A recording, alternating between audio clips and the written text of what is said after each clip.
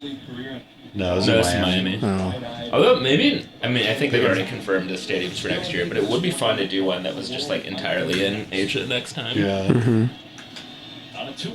Korea, Japan, the World Cup. Or in the Caribbean. Yeah. Like they've played games in San Juan before, I think. They had the Expos played that one season there. Yeah, and the new stadium in Caracas is nice. Yeah. It could. I'm pretty sure the stadium in Havana is kind of nice. Surely there's a stadium where they did the Firefest Island, you know? Right. It's going to be hard to defend that. I think there's probably like one nice stadium in Mexico, and if there isn't by now. I think they just built like a really nice one in Mexico City that they just opened. And it's It's too like bad the new the national baseball stadium. it's too bad the banking sector's failing. They can't. Right, just like Mexico City baseball stadium would make Coors look like Oh god, nothing, yeah, like with the altitude. it's like 3,000 feet higher than Denver. Are you saying they can't play baseball in the Azteca? Yeah, I'm gonna say that. That'd be cool if they did. It would make the Coliseum look Yeah. huge. Although I guess the soccer field surface is a little wider than like the LA Coliseum would have been back in the day. That's true. Although the Coliseum is like an Olympic track, right? Did it? I think it guess that would was. make sense. Yeah. They have that NASCAR race there now. That's so Oh crazy. yeah. I watched that last year. It was pretty ridiculous. What is the there top is- speed they even get to? I don't even. I guess. I think probably it was still still. like- I think it was double digits. Like, Yeah. And the cars. It was like too crowded. Like the cars literally couldn't pass. Like it was just like running in single file. So Like, next year at the Javits Center, we'll see a first Yeah. NASCAR race. they should do. They should do an F1 road course in Lower Manhattan. It's Alex!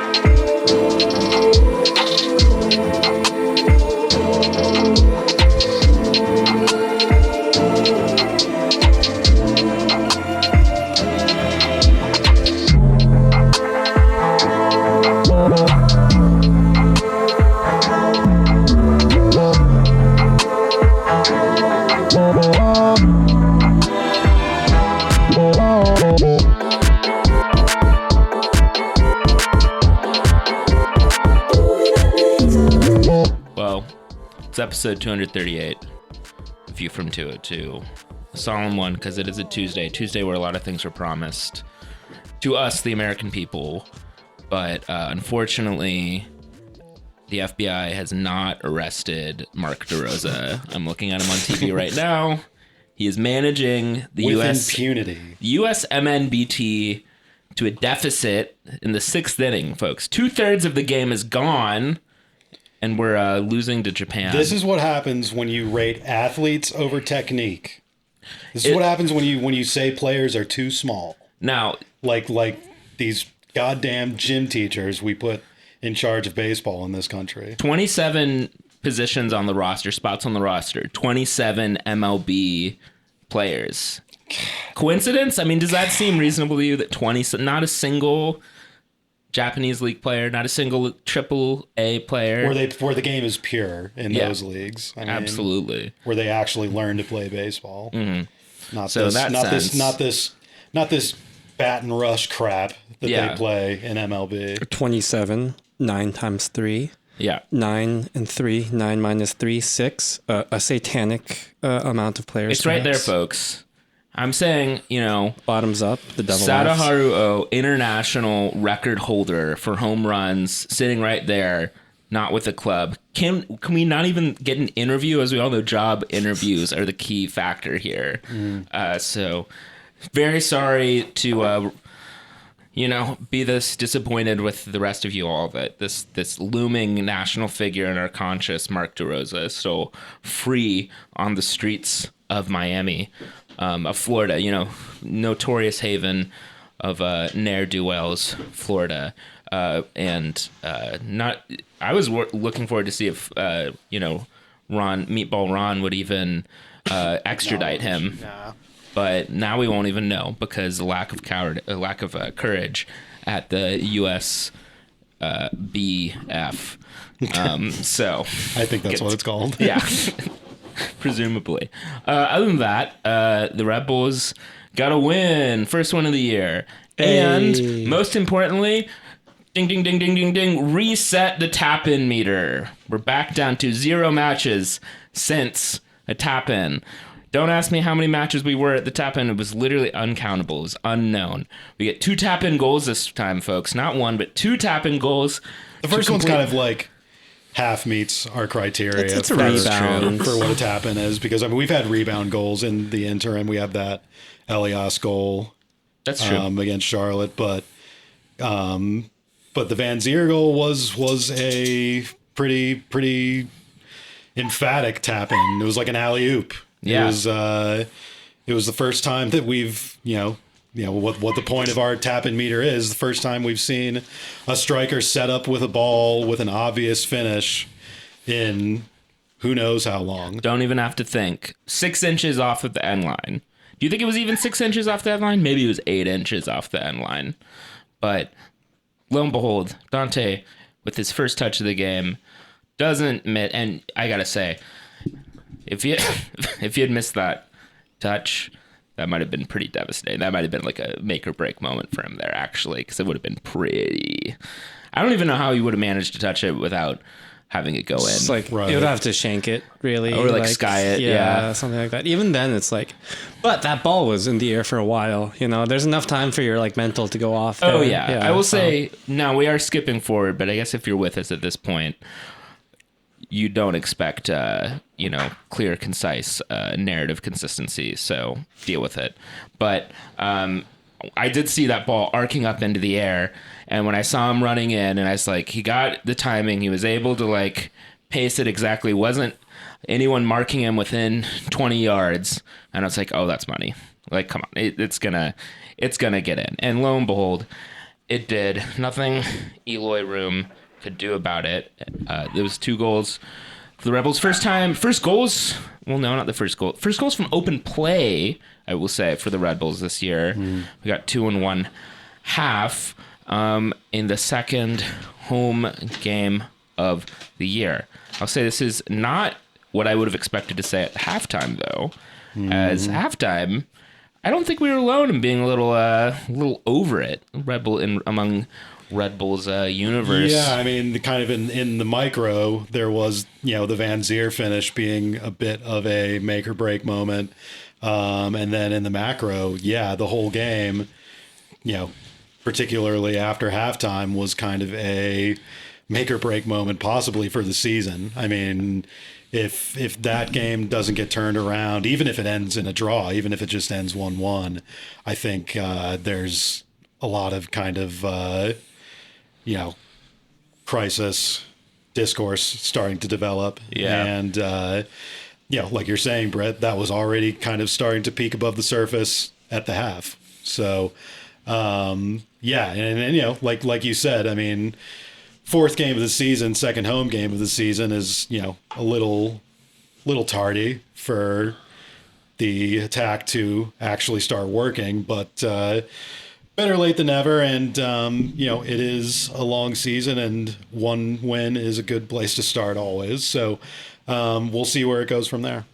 It was interesting to see Gerhard Struber start with a 4-2-3-1 again, 2 matches in a row. Which honestly, from the start, should just be called a 4-5-1 based on the personnel being used. Yeah, I mean, it's not like Cáceres is a second striker. right. Although. Yeah, I mean, I think this is a key problem. Well, right. I mean, key factor of the first half. Yeah, I mean, it's kind of one of the main themes of this show for like 4 or 5 years now, that Cáceres, people seem to have beer goggles for him as some like silky attacking 10. right. Although this to me, I'm sure this is not literally true, because with the amount of games in the last 3 years, I'm sure he has played this position before, but this felt like the first time in a long time he's literally been slotted in, like in the 10 whole, in a 4-2-3-1 or a 4-5-1 kind of thing. And it was bizarre. I mean, that's not him. Usually when he's been tasked with a more attacking sort of role, he's still kind of like hovering off in like the in-between space, ambiguously a little bit more of an 8 sort of thing. you could also say that about like Wiki Carmona. There's a name old Red Bulls fans will remember. Wickelman Carmona, in his weird little, what was that, 2021 little season, where he did a little bit of everything but also nothing. But he's young. Anyway, didn't really work. I was also interested to see Dylan Nealis get a start at right back. And, jumping ahead a bit, he had a quite good game.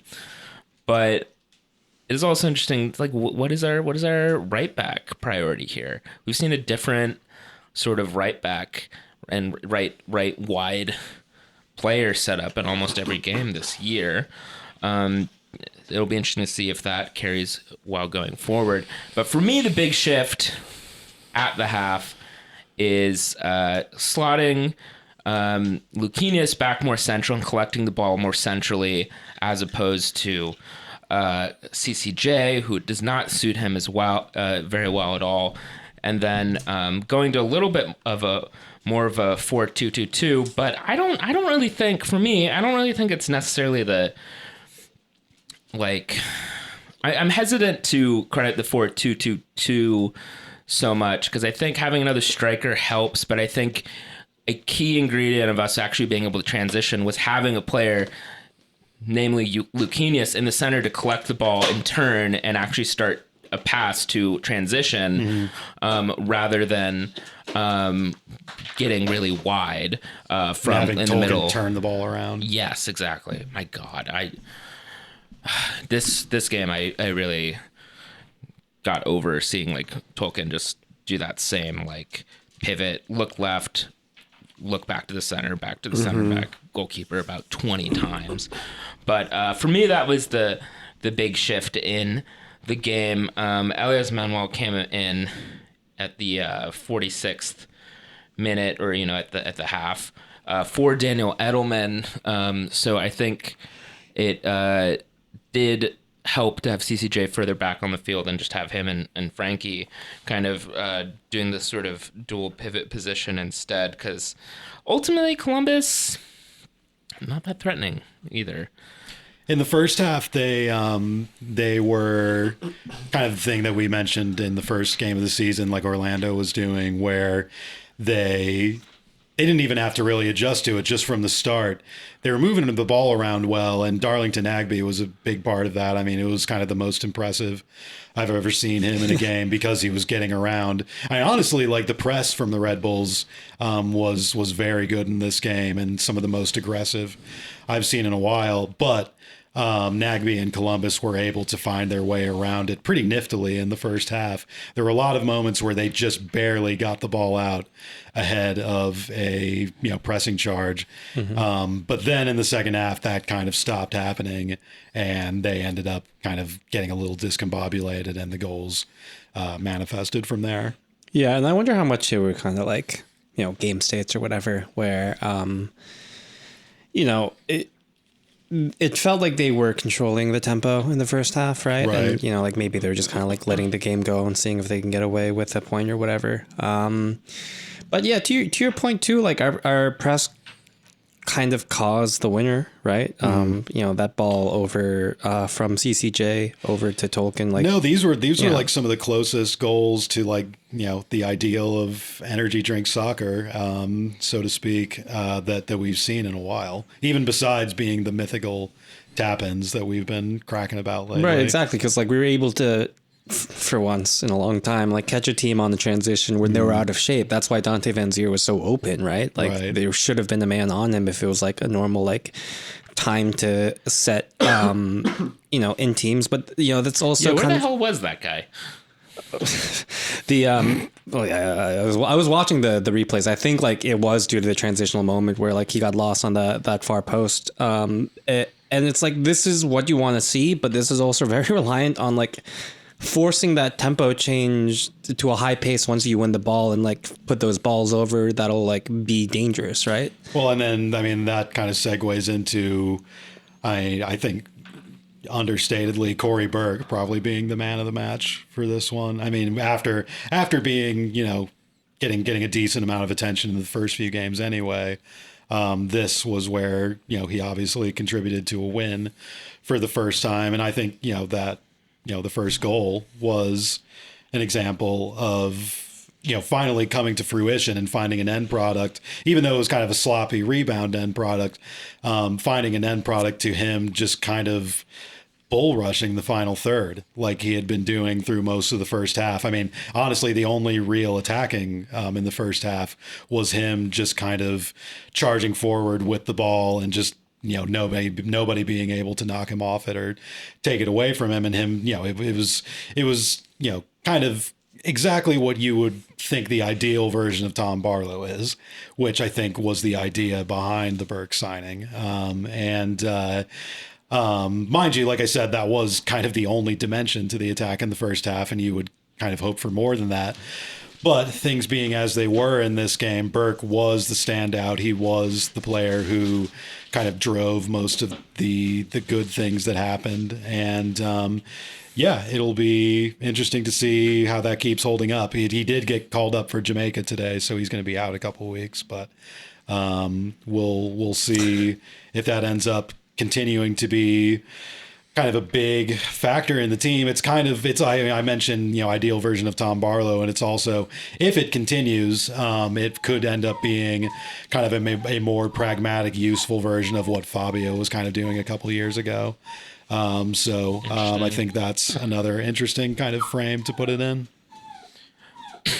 Yeah, I think it's fair to say the first goal was entirely created by him. But him and some kind of like cheap Columbus defending. I mean, he was kind of stumbling over it at a few moments where it's just kind of like, all of our goals are cheap Columbus defending. I was surprised that no one stepped to him. Also, like, I don't know if, we can really rely on him being able, like, to strip the ball as cleanly from a midfielder, like, as that every time. But he has done that a lot too so far, which is like very encouraging. There, like you were saying, it feels like he is like raging like a bull through these lines, but there's more of an intentionality to it than something that like Barlow is doing. But also just like, because his like one touch link up is also really good to like the weights that he's putting on balls where maybe we do have like overlapping or underlapping runners that can get onto the edge of like a little like dink or something that he's able to get onto. That's what I mean about like being kind of an improved, like more pragmatic version of Fabio, because as we remember, Fabio was big about doing those kind of big like long runs and like, kind of just rushing and scrambling into the final third, but he was also surprisingly terrible in the air for his size. Yeah. And Burke is definitely an improvement on that. So. Yeah. And I think we were just a little bit quicker in transition this time. Like a couple weeks ago when we would have gotten those tackles that, led to the first goal, I feel like we would have held the ball up and waited for everyone to get there. We still had a bit of that this week, but at least we pushed it forward a little bit. Somebody had a really funny tweet.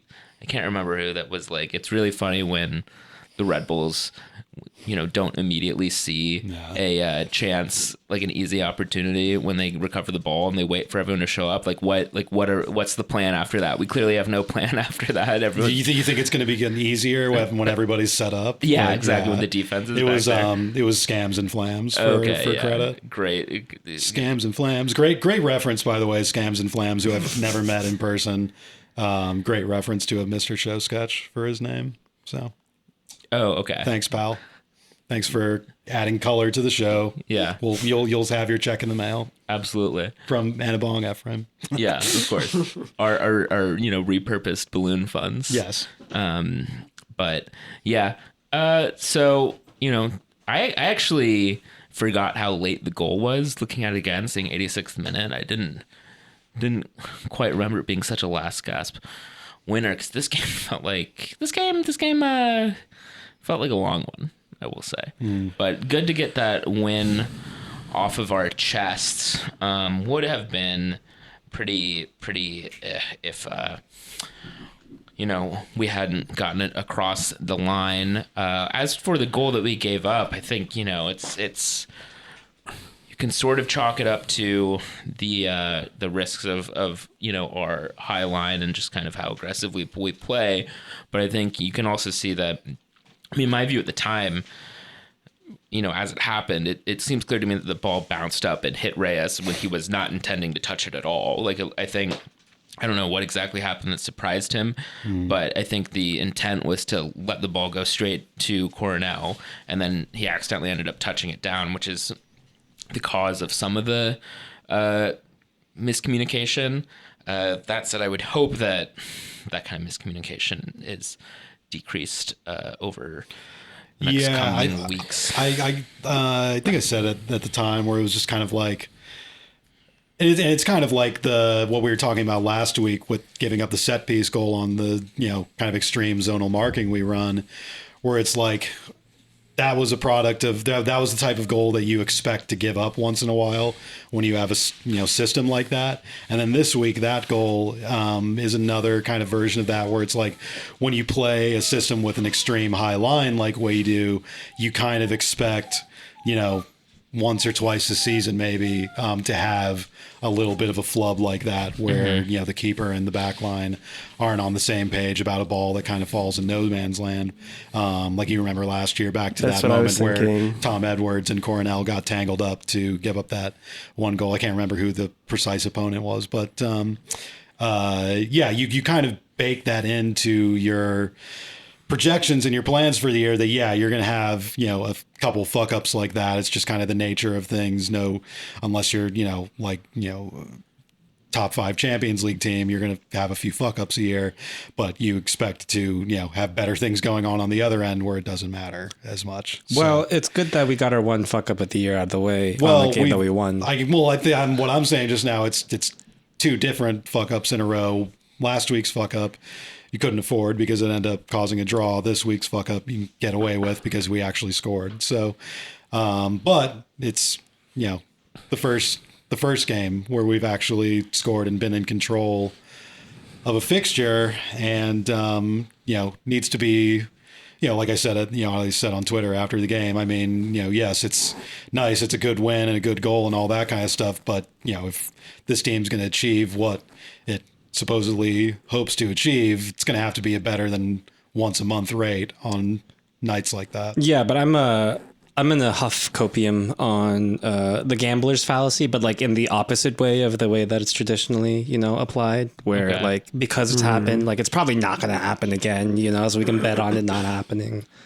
I see. Yeah, I do think we had more actual proper chances created this week, which is sort of inherent to us saying we had 1.5 tap-ins, but this time I think we did actually produce some more scoring chances. I think Red Coach J is his handle, had a really good thread about kind of our the way we're creating chances on Twitter, and also another thread about because I as his handle suggests, it seems that he's a coach himself, and kind of just thinking about the question of what does a typical goal, typical us goal look like?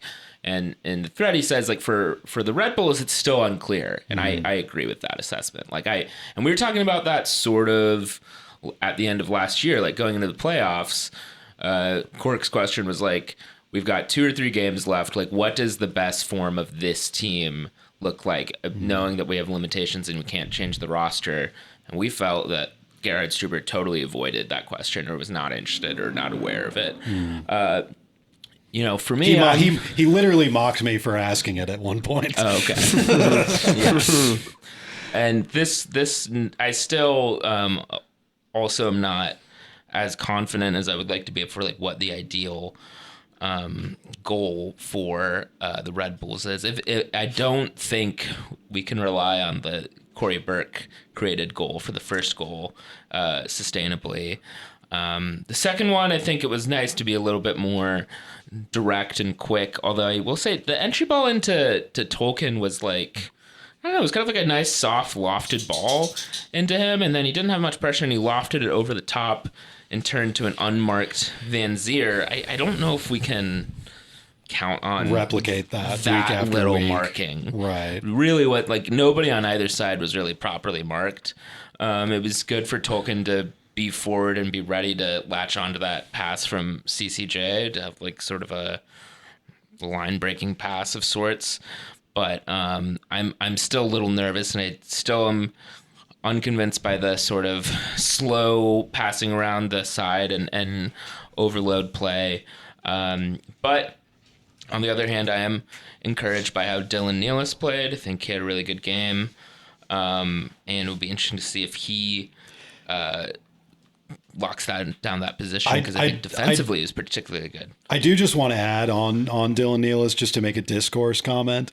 And I'm aware that I'm one of the bigger Dylan Nealis defenders out there and have been, but there were a lot of people that were going like, oh man, Dylan Nealis finally has a good game. Oh, his best game ever for this team. And I'm like, do people not remember that he was starting basically every game when this team was challenging for first place in the first half of last year? I mean, I don't know, little bit of amnesia there, I feel like, but gripe out of the way. That's that. I agree. I'm glad you brought that up. Yeah. Also, why is Kyle Duncan here? I don't know. Yeah.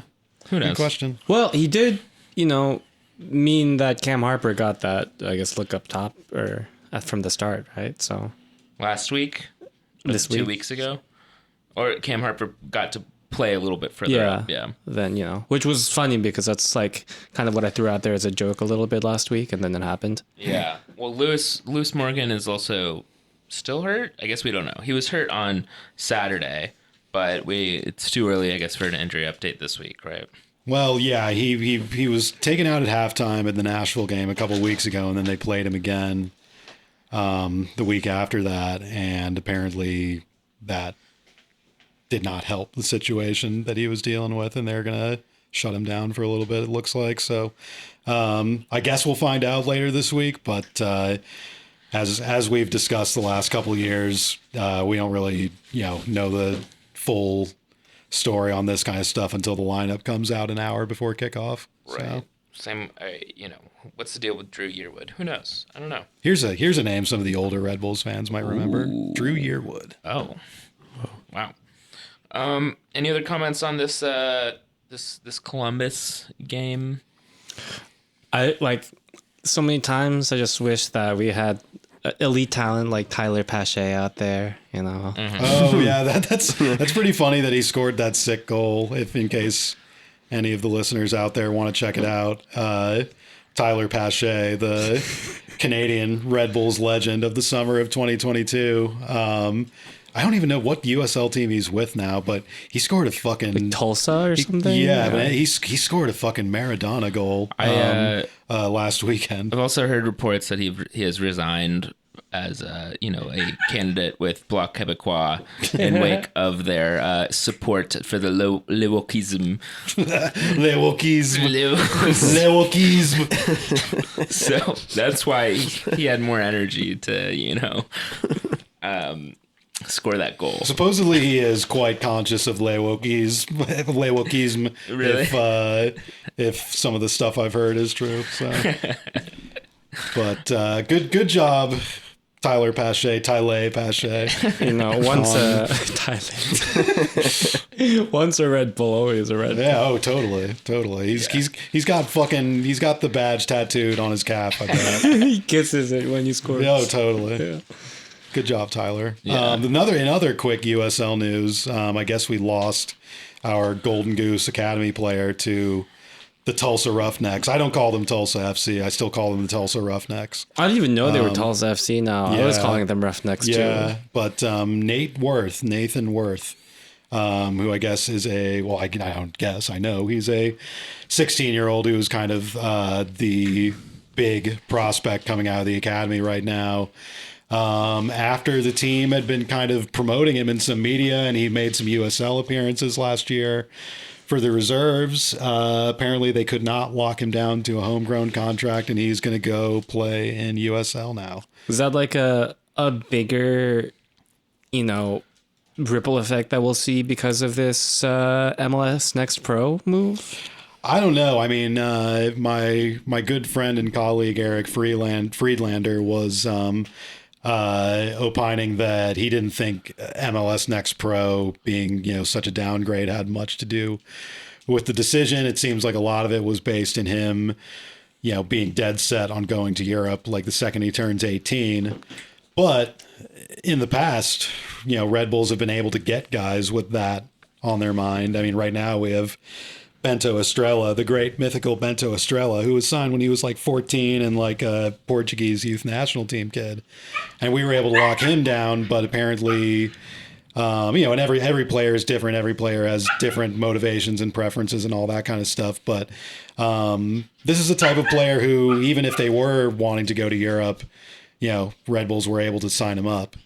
So yeah, well, I guess we'll have to wait and see if it becomes a trend. But in the meantime, sort of, I guess, depresses the incoming academy class for the next couple of years. Well, I mean, after seeing the Caden Clark experience, who wouldn't want to sign up for the white glove service of being delivered to Leipzig? Yeah. And all of the personal attention that comes with. But we'll see. This weekend we have Charlotte FC. We're at Charlotte.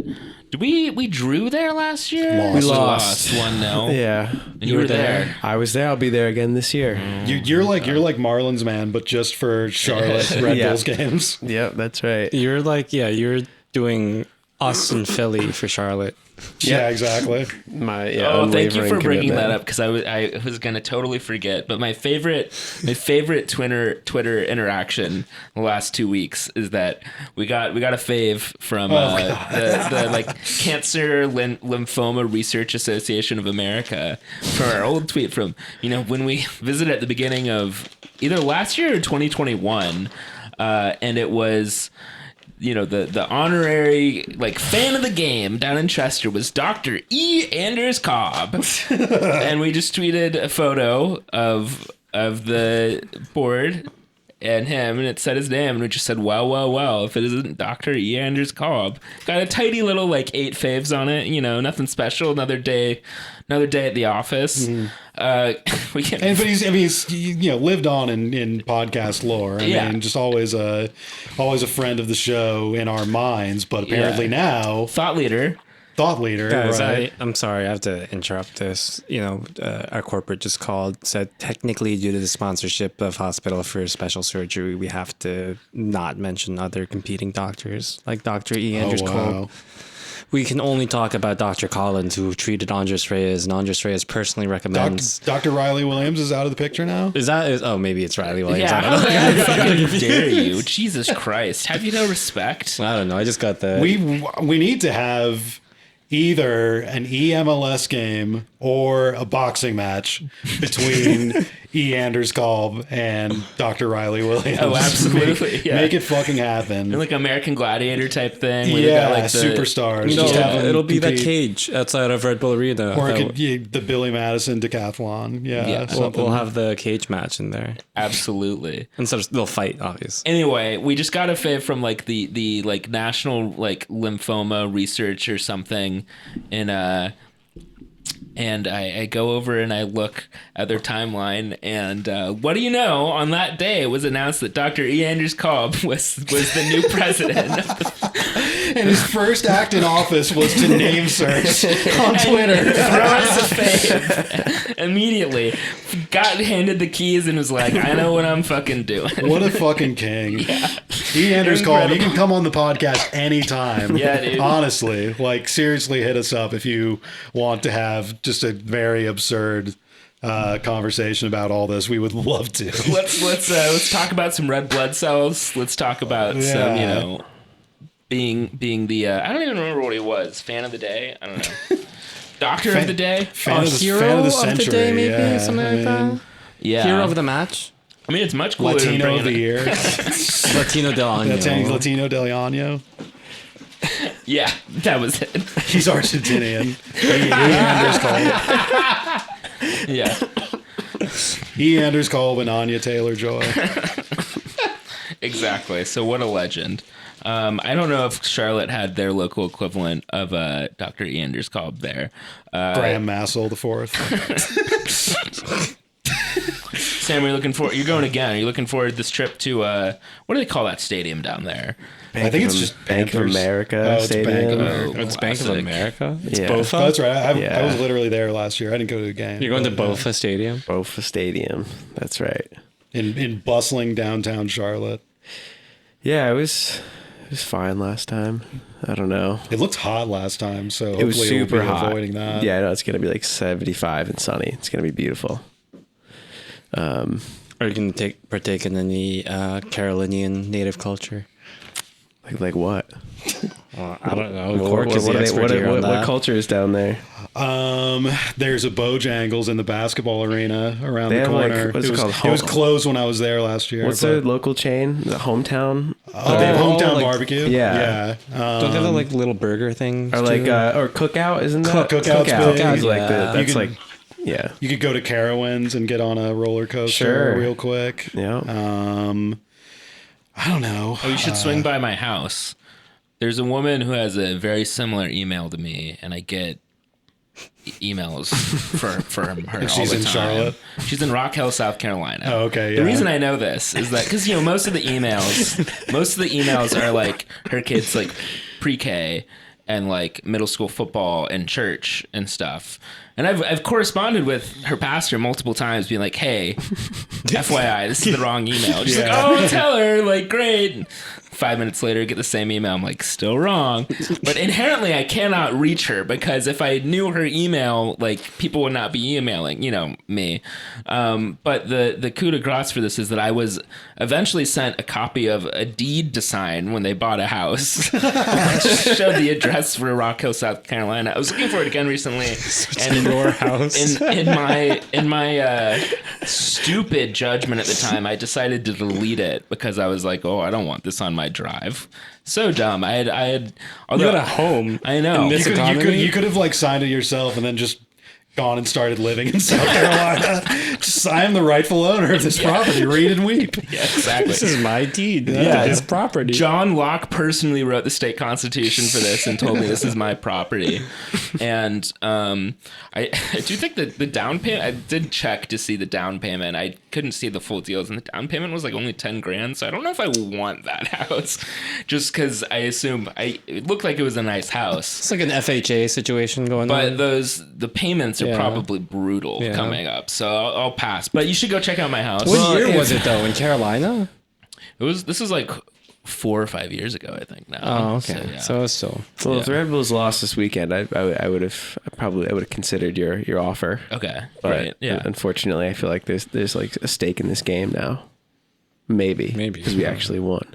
That's true. Yeah. Or maybe we just bought enough time for them to like not win for a while until they have to win again.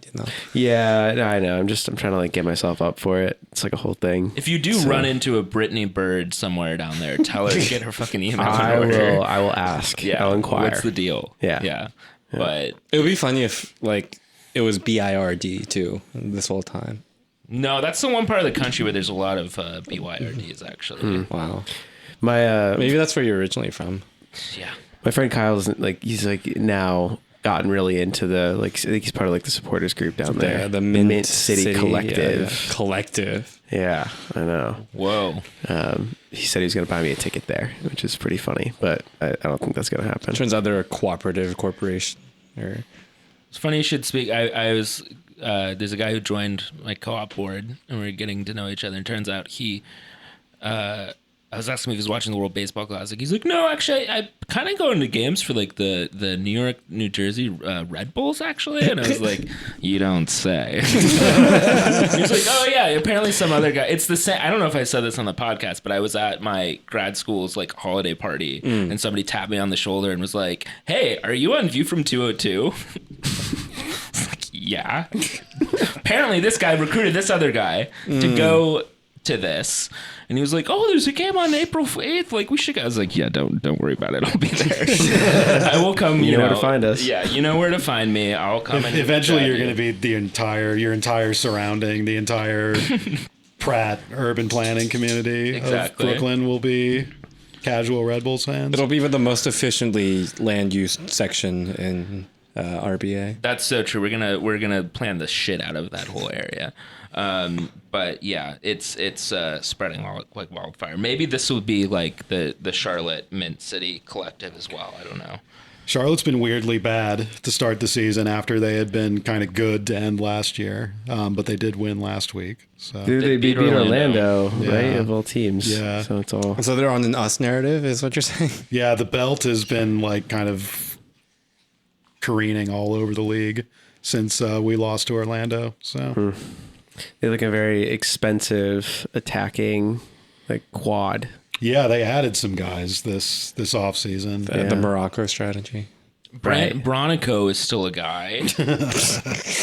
You know who man of the match was? Well, at least according to FUTMOP. Harrison Awful. Wow. Yeah, he's still there. Yeah. Wow. That's a guy. Yeah, they are like very clearly like a new team still. That's some new team shit. And Because he's like what 36 at this point. Wow. He's been at yeah, Columbus for like he's probably a good shout for like oldest position player in the league. But they also had I'm not joking at all, but it's like they had a player literally die in preseason. Anton Walks. So that probably obviously the important part is that he passed away, but also it kind of impacted their squad planning a bit, I imagine. So probably a little bit of issues in the first few weeks that maybe they're working their way out of, but I guess we'll find out on Saturday. Yeah, they did lose 3-0 to Atlanta, although Atlanta's sort of flying high at the moment. They also lost 3-1 to St. Louis, also flying high at the moment, and lost 1-0 to New England, who I think it's much less clear how good they. Oh wait, New England's actually has solid 9 points from 4 games, so go figure. The Red Bulls, in case you're keeping score at home, are in 9th place right now, which is the final playoff space, which is Streak is alive. it's where Gerhard Struber likes to be. 5 points from 12. 5 points from 12. What do we expect from an away day at Charlotte? I guess since it's 7:30 kickoff, it won't be hot, right? I guess that won't be really a thing this year in general, right? Except for Hot even games. later in the summer, sometimes they'll be. Even still, though, it won't be like, like last year, I remember. There were several games in a row, Charlotte, LA. And that Orlando game that was our best game of the too. year that we won was also like a midday game. Right. So, Yeah, and it's always hot down there in the middle of the day. So yeah. Yeah, weather won't be a factor, but I mean, I don't know. The field is pretty big, right? It's a football field, and it's turf, which kind of just sucks. But at least it won't be 95 degrees out for that. Probably like 126 field temperature or whatever. Is Corey Burke going to be gone already? yeah, supposedly. All right. So this will be an interesting test. Who would you start? What is more important? Putting good players in a position to succeed, or putting Tom Barlow out there to perform the rubric? Yeah. Well, I think The great question of what this team's objective is. Right. So who would, would the like for like theoretically be Barlow for Burke, or do we try to roll out some sort of version of Van Zier and Manuel, or I guess that's the really only the main alternative, right? That doesn't involve Barlow. Does that work? I don't know. I mean, why wouldn't it? Yeah, I guess I don't know. We've seen so little of Van Zier.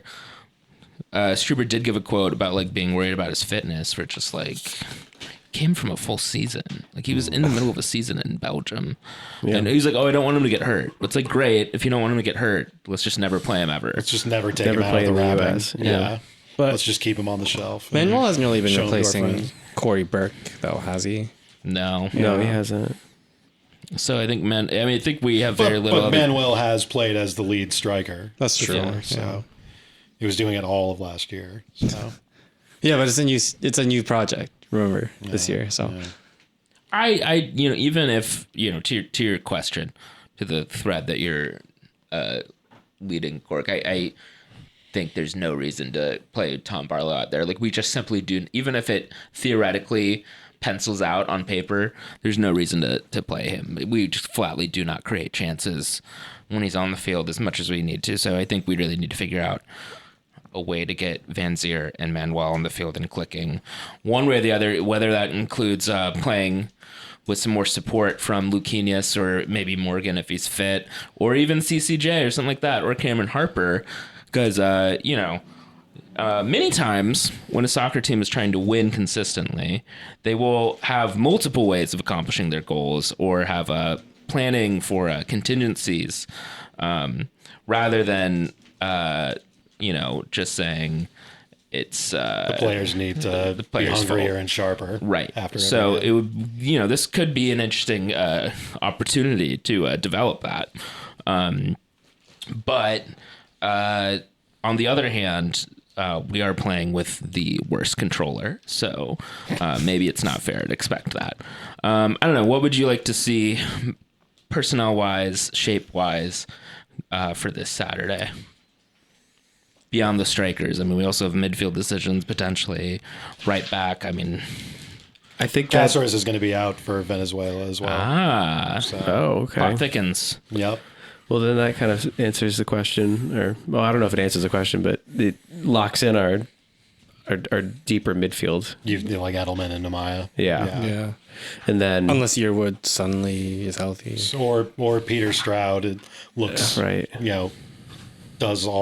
Gets all the gold stars in training this week. I'm really hoping Andres Reyes continues to be a stud, because he's probably the player this season so far. Yeah. Mm-hmm. But not so good that he gets called up for Colombia, because it'd be tricky. Yeah, if he geez. did, They got to be, he did get called up for Colombia earlier this year, so they got to be crossing their fingers every camp this season. Yeah. We have Sean Nealis could be on, the back door of the U.S. by this point. That's true.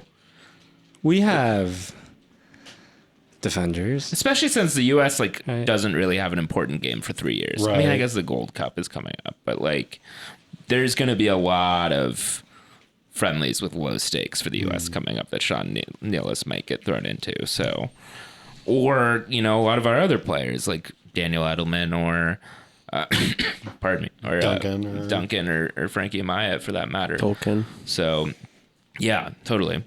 I would like to keep Ford at the back still, and maybe keep if Morgan's not fit, Harper out wide on the right.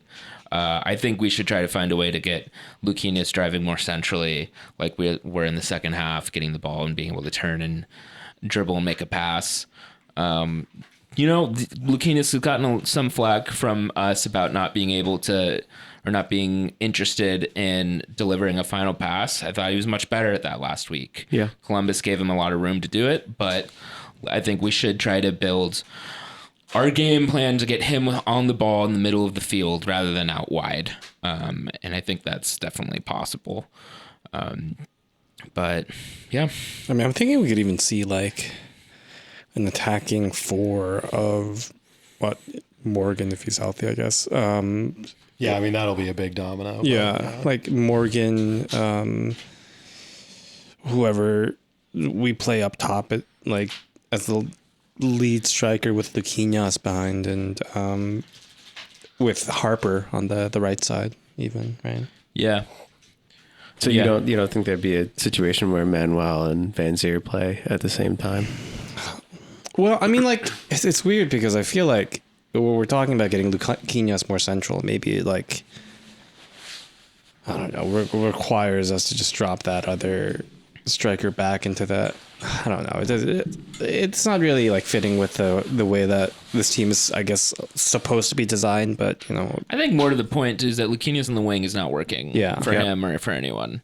He needs to be more central and closer to someone else. Because he can spray the ball out a little bit. He just can't play that ball inside, which is, I guess we won't know for a couple weeks, but are we safe to already write the latest epitaph for 4-2-2-2 formation to start a season? I guess, although like I some people were describing our second half last week as being 4-2-2-2, and I as I said earlier, feel like that doesn't totally describe it to me, but like formations are like I would hold off for transient now. itself Yeah. too, right? So it's Well, like it was Manuel coming on for Edelman But that was the only sub, right? Yeah, at yeah. the half, yeah. Right. So I mean, that was basically a shift to having, depending on how you saw it, Manuel as, kind of the second striker. But then once Van Zier comes in, I guess I'm sort of losing the train of thought, but still just kind of a situation like you're saying, Britt, where I think, especially because, I mean, in a second half, especially the last few years when, there's the 5 substitutions and just things have, gotten really kind of messy, honestly, and in second halves of soccer games in every league worldwide now. It's hard to describe really specific formations, not only because, teams are constantly changing and personnel matchups are constantly changing, but also just that, the team has spent the first, 50, 60 minutes kind of getting its rhythm on one type of play. And even if you do nominally change the formation and tell the players to sit in different parts of the field, they're still going to be, working with the same kind of rhythm and tendencies that they've built up over the previous part of the game. So, switching to a 4-4-2 and playing a 4-4-2 in the later parts of the game is not the same thing as, coming out with it and having it as your A game plan that you've plotted everything for in the previous few days. committing to that system, perhaps. And to have that be called the system, so to speak. If Right. if we're only using the 4-2-2-2 as a Hail Mary type thing, then it's not really the system. So yeah, I mean, we'll see. Maybe if Morgan gets healthy again and Van Zier is more rotated in, then maybe we do see the 4-2-2-2 become the standard formation again. But I don't know. It seems like it might have already been discarded yet again by manager CB or CD34 of who have tempted to do 4-2-2-2. I mean, we were Right. even Club. playing with the type of personnel where we could attack in that kind of 4-2-2-2 and then defend in more of like a 3-5-2 or whatever too, right? Yeah, I mean, there's on paper, there's no reason that you can't do it. I mean, Yeah. there's nothing stopping you from using whatever formation. Especially you when want. Dylan Neal's But and, if Cameron Struber Harper isn't are trusting, if Struber isn't trusting it at home in week 4 to start out, I don't know what to tell you. Yeah. This is what we talked about too at the beginning of the season. We're like, oh, are we going to be committed to what the game or plan is? will A couple episodes ago. It's Yeah. like, well, how long is this going to last? before we decide to start playing cynically. So Got the week 4, receipts. week 4, yeah, we're already. I mean, like we said last week, it was literally a must-win game. At that halftime, it was, holy fucking shit, this is a must-win game. Yep. So I guess that does impact it a little bit, but you would think once things get settled down that, this is going back to Chris Armas, that we don't treat every game like a playoff game where we have to micromanage every possibility and every single thing. That, over the course of a regular season, we should find our preferred formation and kind of let it roll for a little bit and take some of the punches that might come.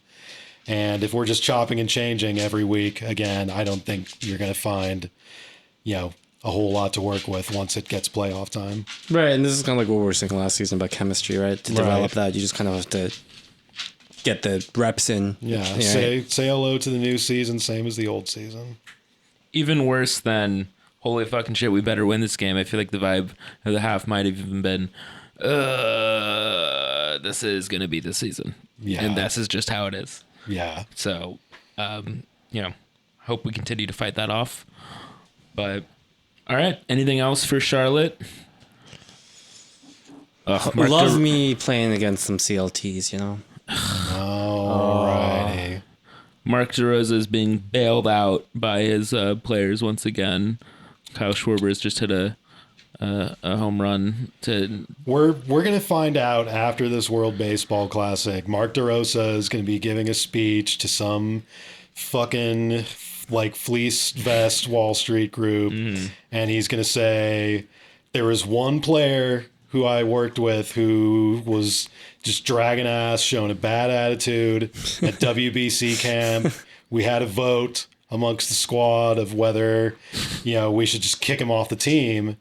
And then it's going to come out later on that Rob Manfred was getting just outrageous, accusatory texts from Kyle Schwarber's parents. Oh, yeah. All through the last couple of weeks. And, people are going to have to take sides. People are going to have to decide whether we want, a coach who sows that type of discord in his locker room, managing our country, our national team any further. And I will say, I obviously will not be, the club baseball, whatever. I will be monitoring Team USA, the USMNBT, every week until the WBC returns in 2026. That's right. Yeah, MLB is just incidental. It just makes no sense to me that you could not just play your best talent at all costs. Like, who cares about the drama, right? Just it's all about the freaking DeRosa system, and nothing else matters. Just play your best players, who are playing under the best clubs. That's my opinion. Yeah, so true. What is this with White Sox players and Angels players? The Angels, are you serious? Anyway, come in next week for our righteous vindication of DeRosa out. It's Alex!